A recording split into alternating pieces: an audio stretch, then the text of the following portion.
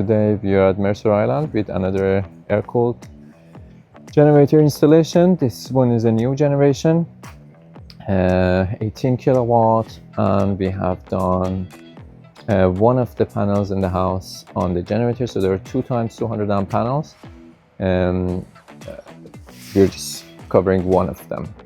That's the transfer switch sitting here, and that's the generator. It's a new generation with lots of sensors in there, different way of activation. Looks nice and clean. The door goes all the way to the top. We have more access to the engine and a lot of sensors so that we can monitor it with our phone or the tablet.